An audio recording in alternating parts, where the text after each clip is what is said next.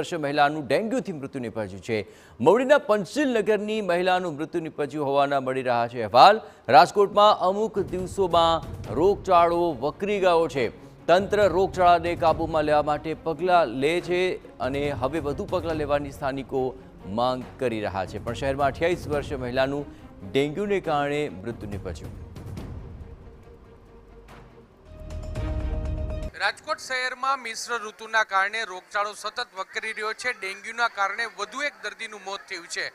બીજી તરફ civil hospital છે તે પણ દર્દીઓથી ઉભરાઈ રહી છે। આપને સીધા દ્રશ્યો બતાવવા માંગીશ રાજકોટની સિવિલ હોસ્પિટલના, કે જે અત્યારે આપ લાઈન જોઈ રહ્યા છો તે લેબોરેટરી માટેની લાઈન છે, કારણ કે વાયરલ ઇન્ફેક્શન એટલા મોટા પ્રમાણમાં થઈ રહ્યું છે જેને કારણે લોકોને દર્દીને જે લેબોરેટરી લોહીનો રિપોર્ટ કરવો ખૂબ જ જરૂરિયાત છે ને એટલા માટે જ અત્યારે મોટી સંખ્યામાં દર્દીઓ છે તે અહીં લાઈનમાં જોવા મળી રહ્યા છે।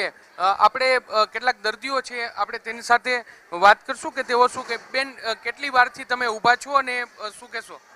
ક્યારના ઊભા છે, હજી લાઈન હટતી જ નથી અહીંથી। બધા નાસ્તો પાણી કરવા વહી ગયા છે, બહાર જગ્યા બહાર ક્યાં ગળદી છે, અંદર ગળદી છે, અંદર એક સ્ટાફ મેં જોયું, અંદર એક સ્ટાફના માણસો જ નથી। ચા પાણી પીવા એને કોઈ પડી નથી। 3-3 કલાકથી અમે આ ચોથી લાઈનમાં ઊભા છીએ। એક લાઈનમાં 1 કલાકે વારો આવે છે તો અમારે શું કરવાનું? લોહીનો રિપોર્ટ કરે શું બીમારી થઈ તમને? સુગરની તકલીફ છે। સુગર ખાલી પેલો અત્યારે ખાધા પહેલાનો રિપોર્ટ કરવાનો, ખાધા પછીનો રિપોર્ટ કરવાનો। હવે એક લાઈનમાં 1-1 કલાક થાય તો અમારે કરવાનું શું? બેન શું તમારા વિસ્તારમાં કેટલો રોગચાળો છે, શું કહેશો તમે? તમારા ઘરની આસપાસ કેટલી ગંદકી રોગચાળો તો છે, મચ્છર વધી ગયા છે।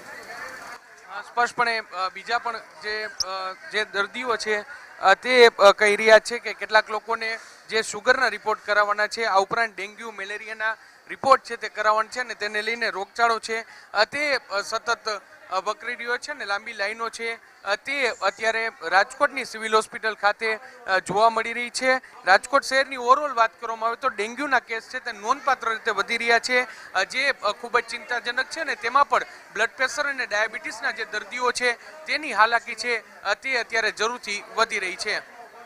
કેમેરા પર્સન ભાવેશ લશ્કરી સાથે Mohit Bhatt, TV9 Rajkot. Railway track પર સંખ્યા